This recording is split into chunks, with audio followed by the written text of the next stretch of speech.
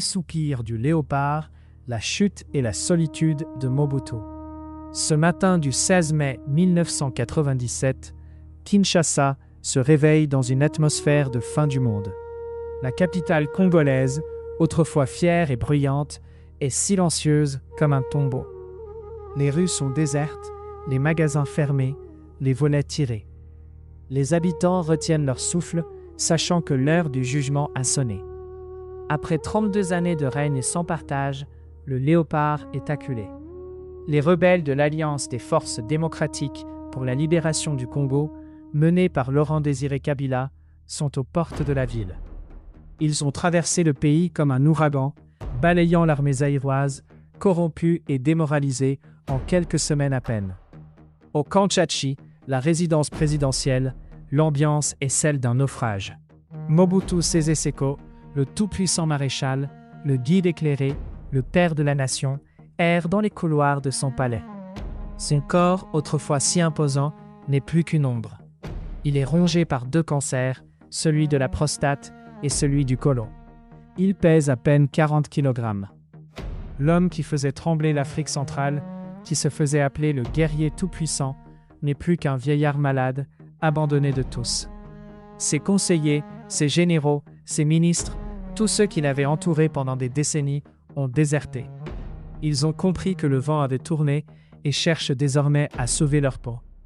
Certains ont déjà pris contact avec les rebelles de Kabila, espérant obtenir des postes dans le nouveau régime. D'autres ont fui le pays, emportant des valises pleines de billets verts et de diamants volés dans les caisses de l'État. Mobutu est seul, entouré seulement de ses enfants les plus fidèles et d'une poignée de gardes du corps qui hésitent encore entre la loyauté et la survie. Le téléphone du palais n'arrête pas de sonner. Ce sont les ambassadeurs, les alliés de toujours, qui appellent pour annoncer leur départ. Les Américains, qui l'ont soutenu pendant toute la guerre froide, l'ont abandonné. Les Belges, les Français, les Israéliens, tous ceux qui l'ont courtisé et adulé, lui tournent désormais le dos. Mobutu comprend que son heure est venue. Il sait qu'il ne pourra pas compter sur une intervention étrangère pour sauver son régime. La communauté internationale a choisi son camp et ce n'est plus le sien. Les négociations de paix, menées sous l'égide de Nelson Mandela et d'Omar Bongo, ont échoué. Kabila a lancé un ultimatum sans équivoque. Mobutu doit quitter le pouvoir immédiatement.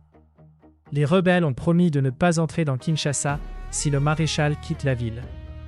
Mais s'il reste, ce sera la guerre, la mort, le chaos. Mobutu sait qu'il n'a plus le choix.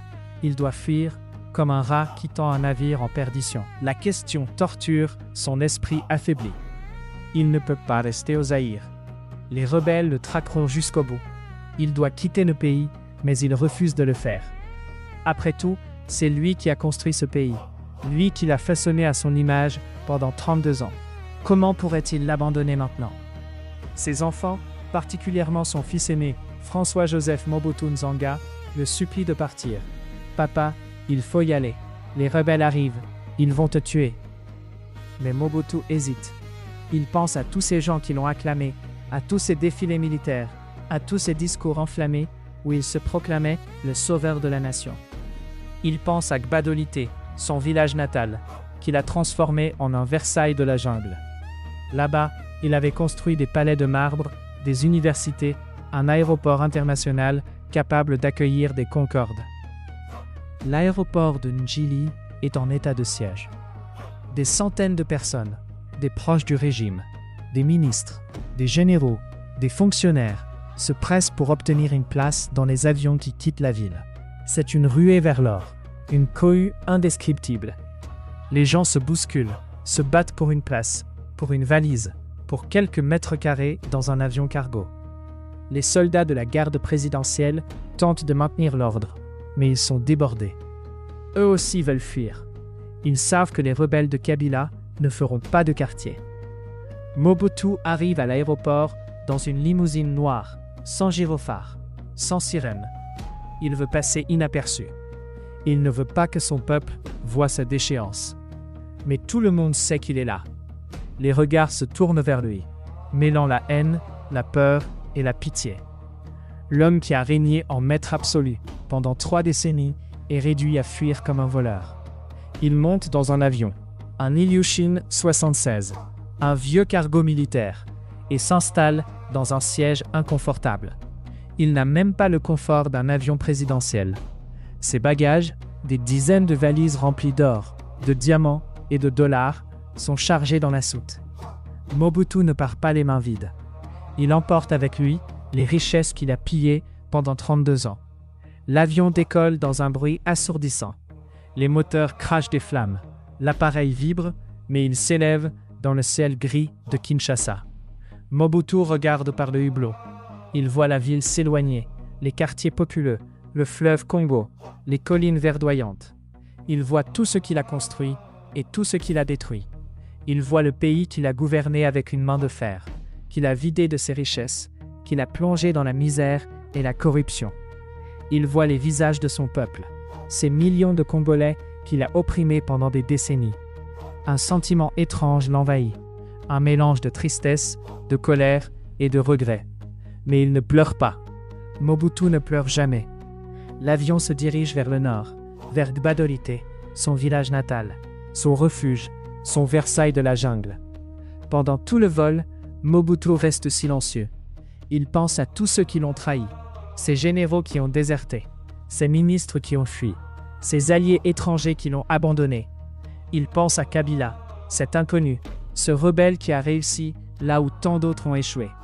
Comment un homme inconnu a-t-il pu renverser en quelques mois le régime qu'il avait mis 32 ans à construire? La question le hante. Mais il n'a pas de réponse. La seule certitude qu'il a, c'est que sa gloire est terminée. Le léopard est blessé. Et cette fois, la blessure est mortelle. À l'aéroport de Gbadolite, l'ambiance est différente. Ici, Mobutu est chez lui. C'est son royaume, son sanctuaire. Les habitants du village, ses proches, ses parents, ses alliés les plus fidèles l'attendent. Mais même ici, la peur est palpable. Les rebelles approchent et tout le monde le sait. Les gens commencent à fuir, emportant leurs biens. Les palais de marbre, autrefois symboles de la puissance du léopard, sont désormais des cibles faciles pour les pillards. Mobutu descend de l'avion, accueilli par une poignée de fidèles. Il est méconnaissable. Son visage est creusé, ses yeux sont rouges, son corps est voûté.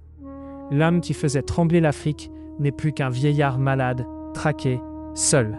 Les jours à Gbadolite sont des jours de désespoir. Mobutu erre dans les couloirs de son palais de marbre comme un fantôme. Il passe des heures à regarder les photos de sa famille, les souvenirs de ses voyages, les trophées de sa carrière.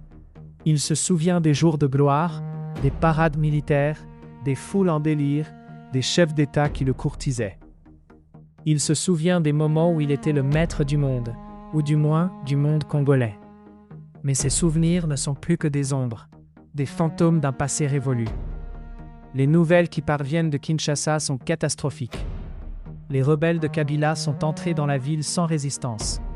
Les Kinois, qui ont vécu dans la peur pendant 32 ans, applaudissent les Kadogo, ces jeunes soldats aux tenues trop larges, aux bottes en caoutchouc noir, qui entrent en libérateurs. Boulevard du 30 juin, la foule scande « C'est le départ de Mobutu. Kabila est déjà arrivé. Nous sommes dans la joie. Nous sommes très contents de la libération. » Les images de cette liesse parviennent jusqu'à Gbadolite, et Mobutu les regarde avec un mélange de colère et de tristesse. Il sait que son règne est terminé, que son peuple l'a rejeté, qu'il est devenu un paria. Les rebelles ne vont pas tarder à arriver à Gbadolite. Mobutu le sait. Les rapports indiquent que les troupes de la FDL ont déjà traversé le fleuve Congo et se dirigent vers le nord. L'aéroport de Muanda, situé à proximité de Gbadolite, est menacé. Les soldats de la garde présidentielle, autrefois si fidèles, commencent à douter. Certains désertent déjà, emportant avec eux des armes et des munitions. D'autres se préparent à changer de camp, à rejoindre Kabila pour sauver leur peau. Mobutu est trahi de toutes parts, même par ceux qu'il croyait les plus loyaux. Ses enfants, ses proches, le supplient de partir. « Papa, il faut y aller. Les rebelles arrivent. Ils vont te tuer. » Mais Mobutu hésite. Gbadolite est son dernier refuge, son dernier bastion, son dernier espoir. S'il quitte Gbadolite, il n'aura plus rien. Il sera un homme sans pays, Un roi sans royaume, un léopard sans territoire. Il préfère peut-être mourir ici, dans son Versailles de la jungle, plutôt que de vivre en exil, humilié et abandonné. Mais la réalité est plus forte que ses rêves. Les rebelles sont à quelques kilomètres de Gbadolite. Le bruit des combats se rapproche. Les explosions sont de plus en plus fortes. La panique s'installe. Les proches de Mobutu commencent à fuir, emportant ce qu'ils peuvent.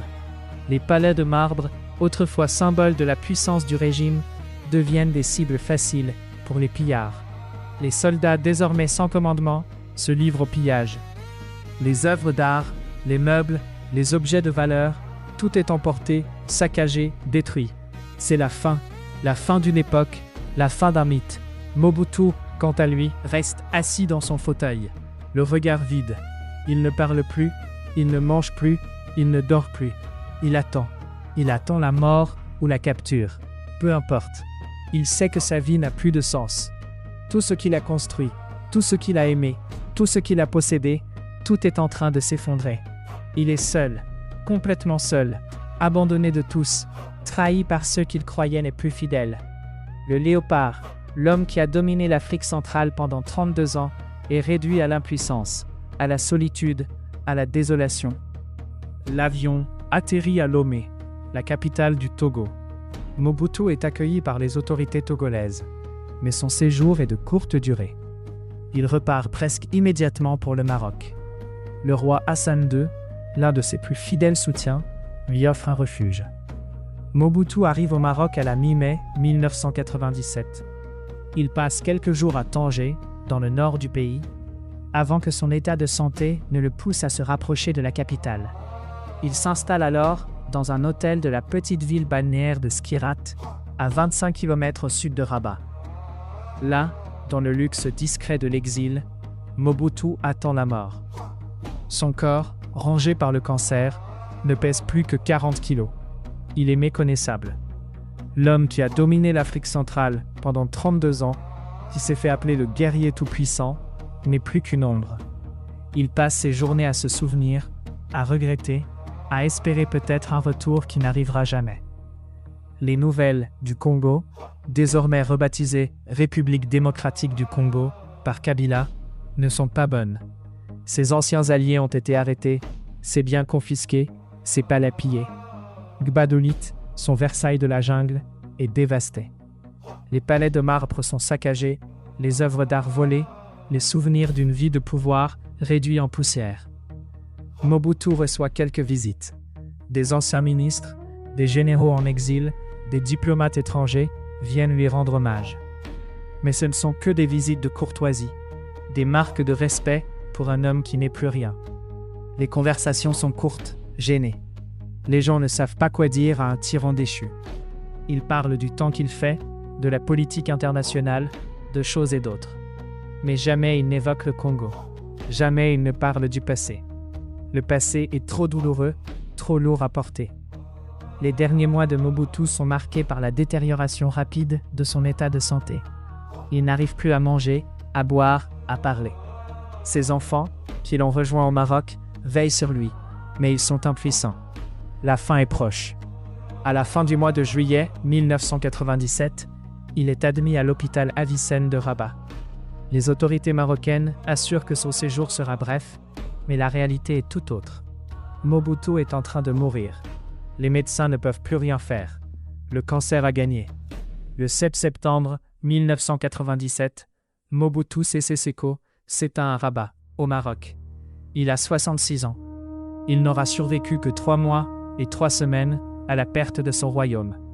L'enfant de Gbadolite, autoproclamé président à vie, timonier, guide éclairé, responsable suprême, meurt dans l'indifférence générale. Le monde, qu'il a tant courtisé pendant la guerre froide, l'a oublié. Son peuple, qui l'a opprimé pendant des décennies, ne pleure pas sa mort. Il n'est plus qu'un souvenir, un nom dans les livres d'histoire, une tache dans la mémoire collective de l'humanité. La chute de Mobutu Sese Seko marque la fin d'une ère, celle des grands hommes africains qui confondaient leur destin avec celui de leur pays, celle des dictateurs qui pillaient les richesses de leur nation tandis que leur peuple mourait de faim. celle des tyrans que l'Occident soutenait parce qu'ils étaient utiles à la guerre froide. Mobutu a régné pendant 32 ans, construisant un système de corruption et de violence qui a détruit le Congo. Il est parti comme il est venu, dans la fuite, la peur et l'humiliation. Aujourd'hui, Gbadolite est une ville fantôme. Les palais de marbre sont en ruine, les aéroports sont déserts, les souvenirs de l'ère Mobutu sont enfouis sous la poussière et la végétation tropicale. L'avion atterrit à Lomé, la capitale du Togo. Mobutu est accueilli par les autorités togolaises, mais son séjour est de courte durée. Il repart presque immédiatement pour le Maroc. Le roi Hassan II, l'un de ses plus fidèles soutiens, lui offre un refuge. Mobutu arrive au Maroc à la mi-mai 1997. Il passe quelques jours à Tanger, dans le nord du pays, avant que son état de santé ne le pousse à se rapprocher de la capitale. Il s'installe alors dans un hôtel de la petite ville balnéaire de Skirat, à 25 km au sud de Rabat. Là, dans le luxe discret de l'exil, Mobutu attend la mort. Son corps, rongé par le cancer, ne pèse plus que 40 kilos. Il est méconnaissable. L'homme qui a dominé l'Afrique centrale pendant 32 ans, qui s'est fait appeler le guerrier tout-puissant, n'est plus qu'une ombre. Il passe ses journées à se souvenir, à regretter, à espérer peut-être un retour qui n'arrivera jamais. Les nouvelles du Congo, désormais rebaptisée République démocratique du Congo par Kabila, ne sont pas bonnes. Ses anciens alliés ont été arrêtés, ses biens confisqués, ses palais pillés. Gbadolite, son Versailles de la jungle, est dévasté. Les palais de marbre sont saccagés, les œuvres d'art volées, les souvenirs d'une vie de pouvoir réduits en poussière. Mobutu reçoit quelques visites. Des anciens ministres, des généraux en exil, des diplomates étrangers viennent lui rendre hommage. Mais ce ne sont que des visites de courtoisie, des marques de respect pour un homme qui n'est plus rien. Les conversations sont courtes, gênées. Les gens ne savent pas quoi dire à un tyran déchu. Ils parlent du temps qu'il fait, de la politique internationale, de choses et d'autres. Mais jamais ils n'évoquent le Congo. Jamais ils ne parlent du passé. Le passé est trop douloureux, trop lourd à porter. Les derniers mois de Mobutu sont marqués par la détérioration rapide de son état de santé. Il n'arrive plus à manger, à boire, à parler. Ses enfants, qui l'ont rejoint au Maroc, veillent sur lui, mais ils sont impuissants. La fin est proche. À la fin du mois de juillet 1997, il est admis à l'hôpital Avicenne de Rabat. Les autorités marocaines assurent que son séjour sera bref, mais la réalité est tout autre. Mobutu est en train de mourir. Les médecins ne peuvent plus rien faire. Le cancer a gagné. Le 7 septembre 1997, Mobutu Sese Seko s'éteint à Rabat, au Maroc. Il a 66 ans. Il n'aura survécu que 3 mois et 3 semaines à la perte de son royaume. L'enfant de Gbadolite, autoproclamé président à vie, timonier, guide éclairé, responsable suprême, meurt dans l'indifférence générale. Le monde, qu'il a tant courtisé pendant la guerre froide, l'a oublié. Son peuple, qui l'a opprimé pendant des décennies, ne pleure pas sa mort. Il n'est plus qu'un souvenir, un nom dans les livres d'histoire, une tache dans la mémoire collective de l'humanité. La chute de Mobutu Sese Seko marque la fin d'une ère, celle des grands hommes africains qui confondaient leur destin avec celui de leur pays, celle des dictateurs qui pillaient les richesses de leur nation tandis que leur peuple mourait de faim, celle des tyrans que l'Occident soutenait parce qu'ils étaient utiles à la guerre froide. Mobutu a régné pendant 32 ans, construisant un système de corruption et de violence qui a détruit le Congo. Il est parti comme il est venu, dans la fuite, la peur et l'humiliation. Aujourd'hui, Gbadolite est une ville fantôme. Les palais de marbre sont en ruine, les aéroports sont déserts. Les souvenirs de l'ère Mobutu sont enfouis sous la poussière et la végétation tropicale.